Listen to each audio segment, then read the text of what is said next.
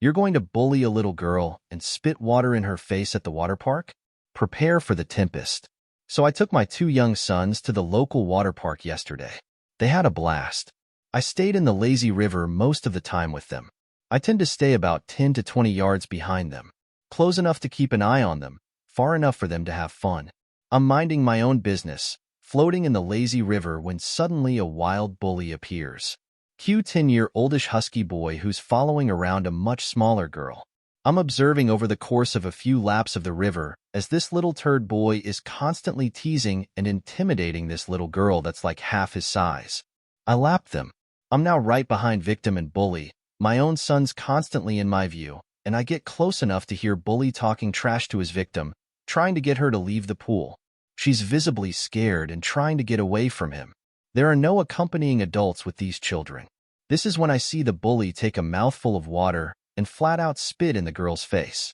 At this point, I'm like, you did not, and I go into action. Things are crazy and hectic because we're surrounded by people in a loud water park, so I know I can get away with this. Just loud enough for him to hear me. I say to the bully from behind him, "Hey." Bully turd turns around. I proceed to go full Honda palm splashing right in his face. After about 6 seconds of Splash and Blastoise level water in his face, bully is coughing and girl is 10 yards ahead near my sons. My work here is done. I proceed to say nothing and pretend nothing has happened. Bully stands shocked, catching his breath in the lazy river as the hapless water-going masses float past, oblivious. 10 minutes later, bully is gone and victim has returned to merriment. I think the lifeguard saw me and just didn't care. Handicapped parking is for handicapped people, not rich ones. First, just FYI, in most handicapped parking spots, there is a place next to the parking spot marked off for loading and unloading wheelchairs. In the US, it's usually painted with diagonal stripes. On to the story. My son and I were at Walmart, and as I parked, I saw that a new BMW convertible owner decided that that striped spot was set aside for him. I looked, and there was no sign of a placard or handicap tag. Pissed me off, and I stewed about it the whole time we were shopping. When he was still parked there when I came out, I decided to get spiteful. I found a piece of paper and left a note on his windshield. It said, "So sorry, I did not mean to scrape your car with my wheelchair. I would leave my contact info, but you were illegally parked, blocking my van. So good luck buffing that out." We sat in the car another 20 minutes and waited. Out came this guy that looked like a personal trainer. He came jogging up to his car, chatting on his phone. He saw the note, screamed, "Oh, shit." Then he spent the next 20 minutes going over his car, inch by inch, rubbing every speck of dust or dirt. He was still looking when we left. Nothing harmed, no damage, just a lesson, hopefully, learned. Food thief will never steal someone's lunch again. I worked in an office where there was a break room food thief who would not quit no matter how many angry meetings were held about it. For some reason, the thief really liked my sandwiches. So one day, I finally had enough, and I liberally doused my sandwich with the most ridiculously top Scoville-rated hot sauce that I could find. Like so hot that the reviews from people who loved really spicy things were saying that they couldn't handle it. The thief didn't think anything was wrong, because I often put hot sauce on my sandwiches. We found out who the thief was really fast, because all of a sudden, an employee who I knew did not like me started yelling, "Oh my God," again and again and trying to drink a million glasses of water. They never stole a lunch again. Neighbor moves after I install a camera. I live in a semi-detached house and share a driveway. When I first moved in, an older British couple lived next door. I got along with them great. Then the wife passed and the husband moved to an apartment and sold the house to someone I will call Cece. Initially, there were no issues with Cece, but sometimes she did things that annoyed me. However, for the most part, one was able to ignore her and her extended family. On one occasion, I found the roof of my spouse's car dented after it was left on the street. On another occasion, I found damage to my spouse's car, and the easiest explanation was if someone backed out of Cece's driveway without looking. I didn't have any firm evidence, just circumstantial evidence. So I installed a camera, no audio, just video, on my garage that looked out over the shared driveway and the street. I then went and told all of my neighbors about the damage to the car and the new camera. Nobody verbalized any concerns and nobody admitted to the damage. By the end of the next week, Cece listed her house for sale, and it closed quite quickly and I had a new neighbor. Now Cece was a realtor and should have known the law about vacating her old house, but she was still making trips with her stuff long after the new owner showed up. Cece ended up suing the new owner because she had left stuff behind that she was trying to recover. On one morning, as I was leaving for work, I saw the legal papers on the windshield of the new owner's car. So I made a point of asking about them. This is when I learned about all of the drama and the ongoing issues. The new owner indicated that they were going to have to document everything to defend themselves in court. This is where the petty revenge came in. I asked if the new neighbor wanted video footage. I provided footage of multiple loads of furniture being moved past the deadline. I provided footage of Cece's sister sneaking across my property to try and serve the new neighbor and then illegally leaving the paperwork on the car. I also provided footage of Cece driving by at random times. With the footage that I provided, the case was awarded to my new neighbor that had to counter-sue Cece. No upgrade for you. So my dad can be an asshole. Case in point, one time he /mom/brother, aged 15, /myself, aged 6, all were on a flight. My dad, being the cheapskate he was, bought himself and mom decent seats on a flight, and the very back seats for my brother and me. This is a dick move, as my brother is 6 feet 5 inches and weighs like 240 at this time. He's always been a giant. The poor thing couldn't even sit up straight and had to tuck his legs in. It was to be a 5-hour flight. A very nice flight attendant kept checking up on us. Asked us if we were okay. Did we need anything? My brother was very polite and said no, he would manage. The flight attendant kept looking back at us, all worried. She disappears for about 5 minutes and comes back with a big smile.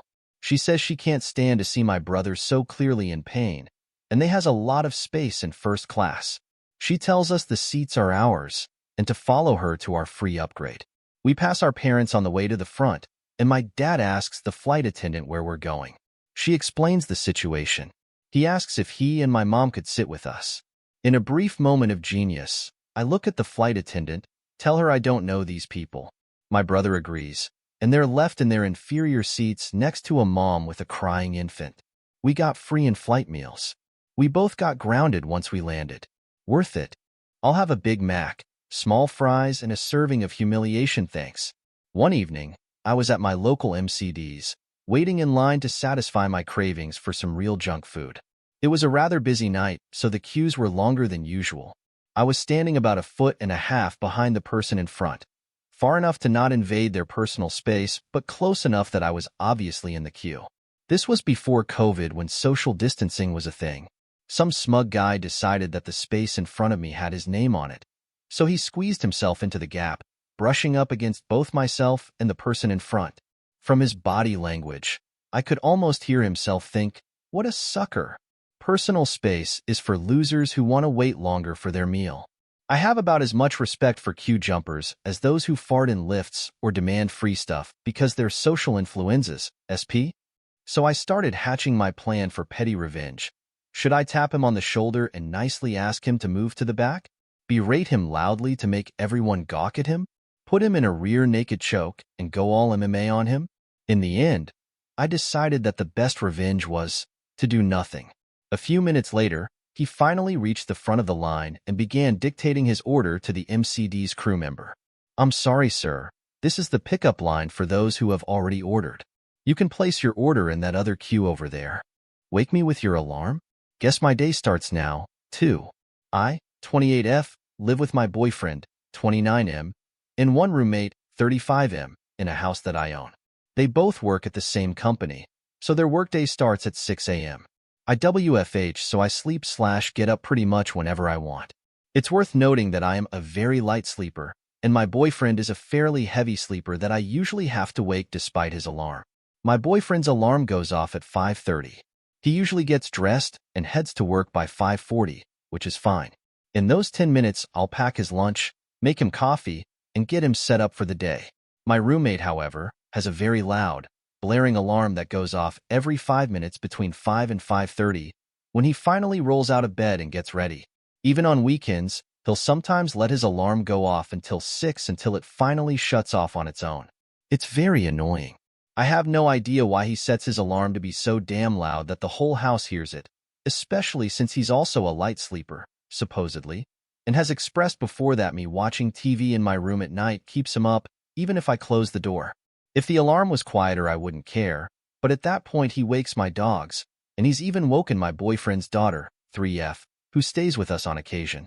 Needless to say, once that first alarm goes off at 5, I'm awake, and so is everyone else. I don't know if you've ever dealt with a toddler being unwillingly woken up at 5 a.m., but it's not pretty, especially since she usually wakes up between 9:30 and 10. I've asked him a number of times if he could just turn down the alarm a little, so he doesn't wake the whole house. He refuses to do so. Cue petty revenge. My wake-up routine usually involves taking a shower, then doing the dishes/cleaning, caring for the dogs, etc. If we have the baby, I'll make breakfast and put on a show for her to watch while she wakes up.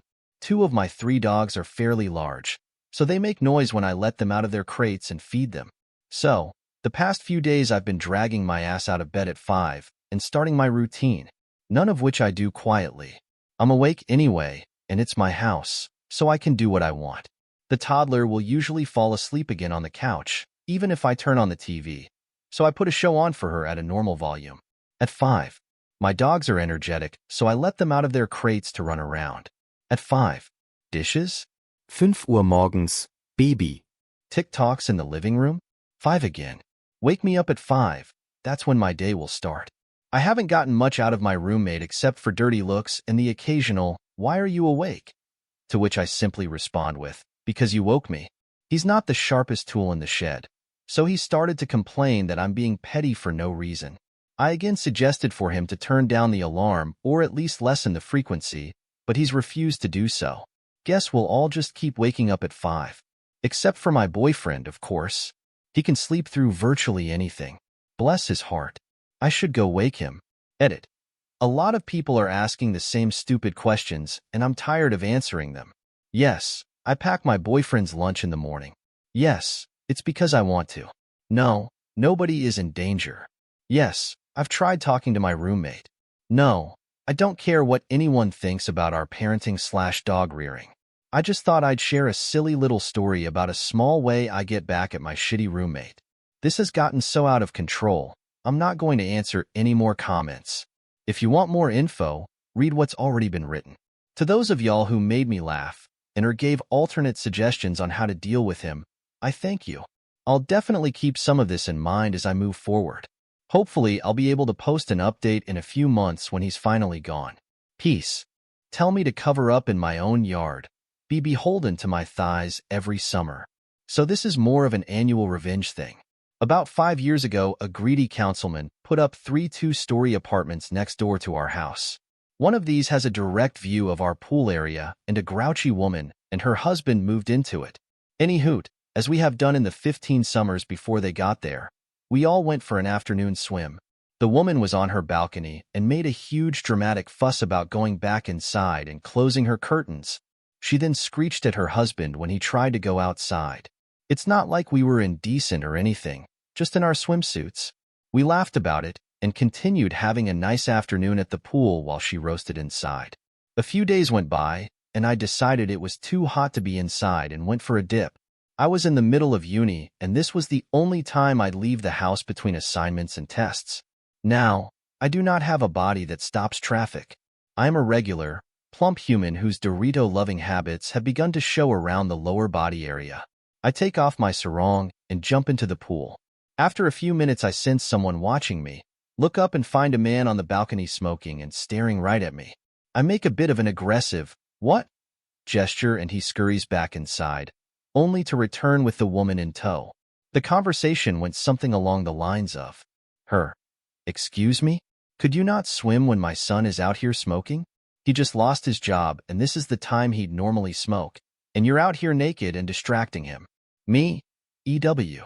He's the age of my dad. He can smoke on your front balcony.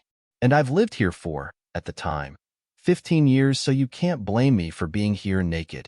Which I'm not. I'm swimming. I'm just asking you to be considerate, okay?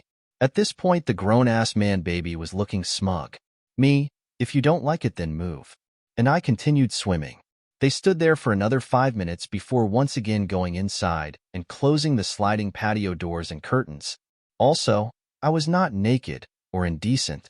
I wear full swimsuits because I'm a little insecure about my belly. See paragraph about the Doritos. I told my parents, and the next day my mom joined me in the pool to show them, and I quote, "What real traumatizing thighs look like." But that got me thinking though.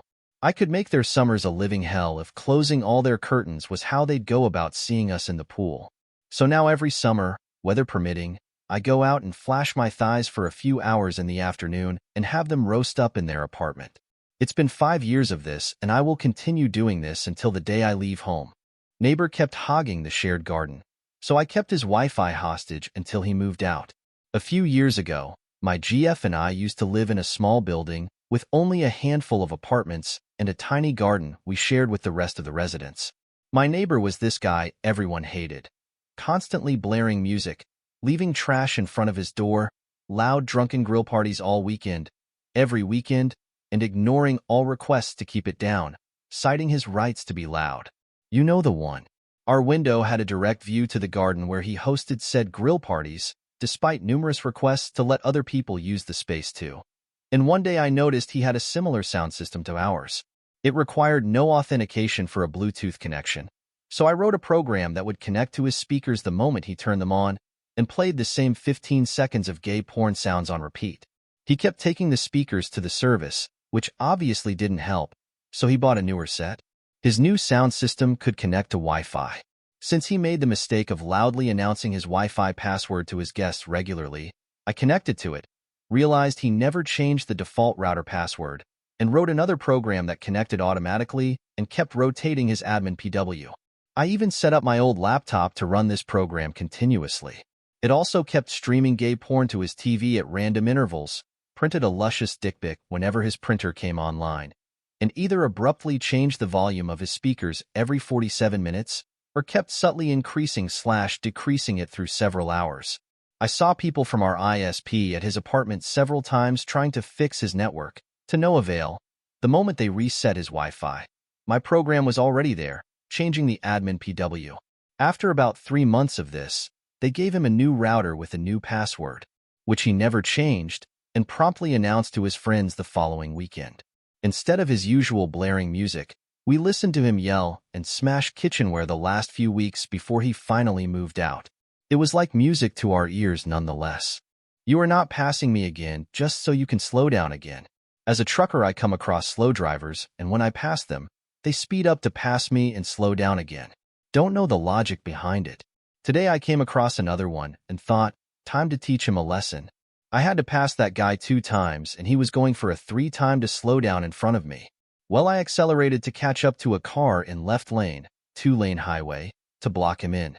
Dove for a few minutes and watched him through my hood mirror screaming/raging. Stars have aligned for me, and there was cop entering highway. I slowed down near on-ramp to 55 miles per hour as our crazy drive floors it flipping me off. Cop got his lights on, and 30 seconds later had him pulled over. I kept going. Don't want to get your animals out of my apartment. Pay $1,500. I, M22, used to live with 3 other guys. One of them had a girlfriend who was over all the time. She cleaned and bought stuff, so it was cool for a while. Then she asked us if she could pet sit 2 newborn kittens for a week while her parents were out of town. I knew I was allergic to dogs, but didn't know I was deathly allergic to cats. The cats gets there, and after a day I'm an allergic mess. However, I agreed to them staying. There's not much she can do with them, so I put up with it for a week. A week goes by, and the cats should be gone. I get home and they are still there. The girlfriend says, "Oh, they're going to stay for another week?" On top of that, the girlfriend's boyfriend, my roommate, his mom has fallen and hurt her neck pretty bad and is in the hospital, so now he is watching his dog at our apartment. So I try to keep cool. "Girl, the cats have got to go. Sorry, the week is up. You can't just keep them here. I told you I'm allergic, and you don't pay rent, so get them out." As for my roommate, I told him that I'm sorry about his mom, but that I can't keep living with animals I am allergic to. No one asked me if the dog could come, and no one asked me if the cats could stay longer. I suggest maybe they keep the animals at his girlfriend's apartment, who lives a whole mile away. You are so ridiculous. You are crazy. My mom is in the hospital, and you care about my dog being here, says my roommate. I can't just bring these animals to my apartment. I have roommates. Gee bitch, what are we? I storm out of the apartment and immediately head to the leasing office. I tell them that we have 3 animals in our apartment and that we have not paid the pet fee, $500 per animal. I ask them to come by later and make up an excuse that the animals are being too loud, neighbors are complaining, and that we didn't pay our pet deposit. The next day I come home from class and the girlfriend is crying on the couch.